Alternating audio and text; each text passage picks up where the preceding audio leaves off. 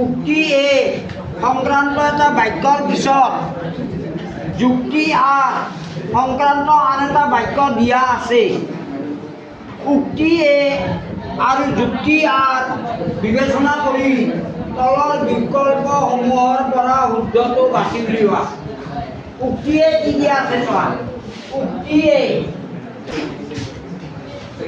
যুক্তি আৰ চোৱা। যুক্তি আমি উক্তি আৰু যুক্তি দুটা লিখি ল'লোঁ।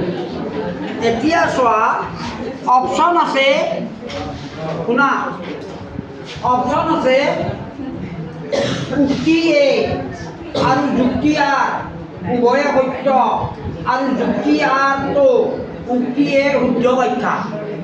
এইটো এক অপশ্যন। বিত অপশ্যন উক্তি এ আৰু যুক্তি আৰ উভয়ে সত্য আৰু যুক্তি আৰটো উক্তি এৰ শুদ্ধ ব্যাখ্যা নহয়।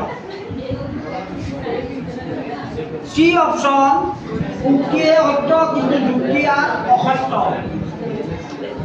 ডি অপশ্যন উক্তি এ অসত্য কিন্তু যুক্তি আৰ সত্য। এই যে আমাৰ অপশ্যন চাৰিটা দিয়া আছে তাৰে পৰা এটা শুদ্ধ অপশ্যন আছে। চাবা ইয়াত কি কৈছে উক্তি এ সমীকৰণ 2x - 3y = 0 অসীম সংখ্যক সমাধান আছে। এইটো শুদ্ধ হয়নে নহয় উক্তিটো?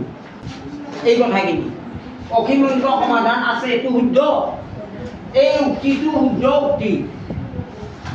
আৰু দুটা চলকৰ এটা ৰৈখিক সমীকৰণে স্থানাংক সমতলত এডাল সৰল ৰেখা বুজায়। এই